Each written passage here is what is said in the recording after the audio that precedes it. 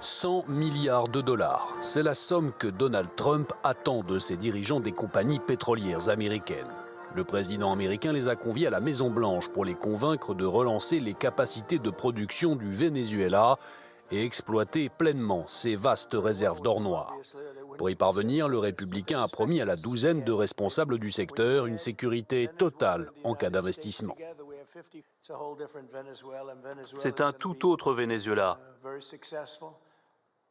Et le Venezuela va être très prospère. Les Américains en profiteront largement parce que nous allons extraire des quantités de pétrole jamais vues. Vous traiterez directement avec nous.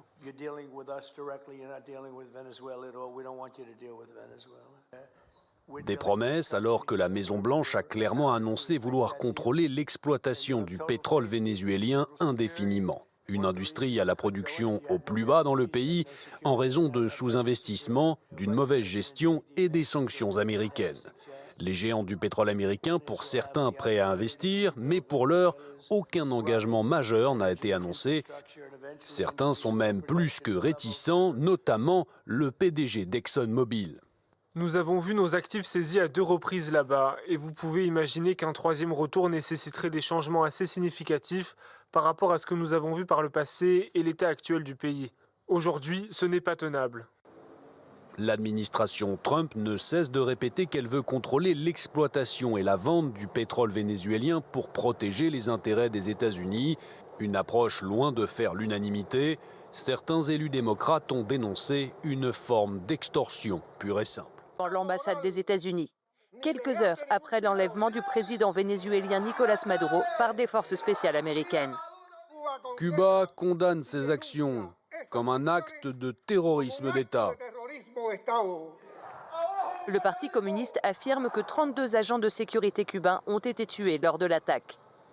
En 2002, le président vénézuélien Hugo Chavez avait été brièvement renversé lors d'un coup d'État soutenu par Washington. Dans la foulée, Cuba avait envoyé au Venezuela des médecins, des enseignants et du personnel de sécurité. Cela faisait partie d'un accord. Le gouvernement vénézuélien a demandé de l'aide. L'un des domaines concernés était la sécurité personnelle de ses dirigeants.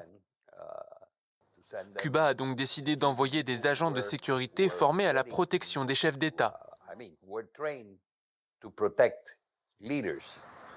Le pays est en deuil national. Dans la rue, la colère est vive. Trump veut les richesses du Venezuela. Ils ont bombardé le pays la nuit. Ils ont tué des enfants et des civils. Ce que Trump a fait est impardonnable. Il devrait être pendu. Pendant des décennies, Cuba a dépendu du pétrole vénézuélien à bas prix. Donald Trump affirme que cette époque est révolue et que le régime de La Havane va s'effondrer. Mais ce dissident n'y croit pas.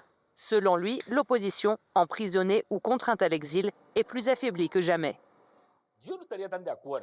Je ne pense pas que l'impact de la situation au Venezuela conduise nécessairement à une transition à Cuba. Cuba a beaucoup de particularités. Le gouvernement cubain est très doué pour résister.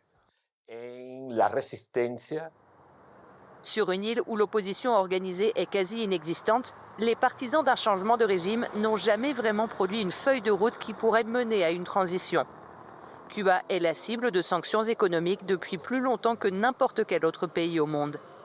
Et ici, chacun sait parfaitement ce que cela signifie dans leur vie quotidienne.